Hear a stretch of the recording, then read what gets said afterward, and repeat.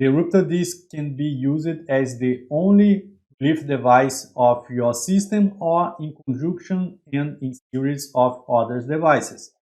When you use the Rupture disk as the only one relief device of your system, most often is when you have non-hazard materials and you can release that to atmosphere. So you will use the Rupture disk because it is cheaper than a pressure safety valve, for instance, or when you have hazard materials that cannot leak. And when we are talking about hazard materials, we have some other consideration or some other arrangements to be considered. For instance, if I have a very corrosive ambient and I expect that my Rupture disk can have some kind of leaking, because of that, I can consider, for instance, have the Rupture disk at the maximum allowable working pressure of the vessel and an upstream Rupture disk to be used as a saving guard, because if it corrodes and lead the pressure to go inside the other Rupture disk, I can verify by a pressure transmitter or a manometer, for instance. So if I have a building pressure in this manometer, the operator will understand that the first Rupture disk was ruptured or was corroded and it must be replaced. In the other hand, the primary or the main Rupture disk will be safe from the corrosion environment. I can use the Rupture disk as in association with another safety device, like for this reason we have a pressure safety valve for releasing because discharge, blocked discharge, for instance, in the Rupture disk to complement the required flow in a case of fire, for instance. Another way of arranging the Rupture disk is at the upstream of a pressure relief device. This is a common use when you have some kind of issue with the fluid that you handle. For instance, I worked in a polypropylene plant and the polymerization of the polypropylene plant could block or could damage the orifice of the pressure relief device.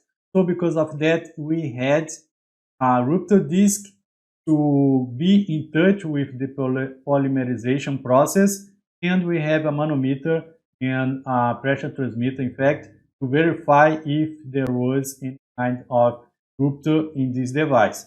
A common practice is that when you use equipment or devices in series like this one, you have a way to verify if your Rupture disk was damaged or not, if it released something or not.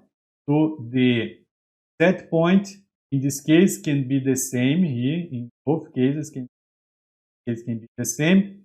And once you reach the maximum allowable working pressure of the equipment, the Rupture disk will rupt and the PSV will open. In terms of calculations, when you have a Rupture disk upstream of a pressure safety valve, you need to count in the flow ratio, in the flow rate. So usually you have a adjustment multiplying the flow ratio by 0.9. In any case, it's a good arrangement if we are talking about corrosive or polymerization or something that can lead to the leaking of your pressure safety device. Another kind of arrangement is when we have a diverter valve to let one side in operation while the other one is maintenance. So here we have seen in the example where I will shift my diverter valve to let the left side available or the right side available. Of course that these are not the only kinds of arrangements that you can have.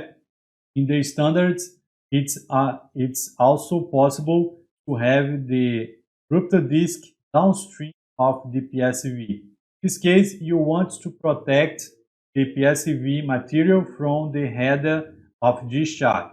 possible also, and you don't have the decrease in the flow rate of your safety valve. Taking into details our arrangement where we have the safety valve and also a rupture disc, you can see that for this case we have the manometer here to verify if the rupture disc ruptured.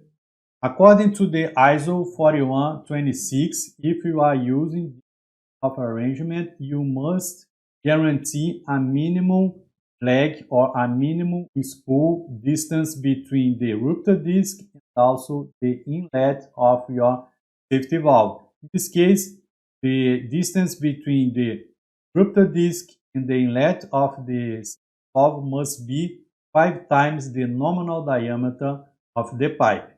Different standards and guidelines will lead to different requirements. When you are dealing with your chemical process engineering and plant design, you need to know what are the standards and guidelines that fits to your process. If you are doing a project for the US, you have specific standards and guidelines to be followed. If you are working in a design for a European company located in Europe, eventually you will need to deal with different standards. It's important to you understand because depending on the standard that you are using, it can influence the calculations that will be performed.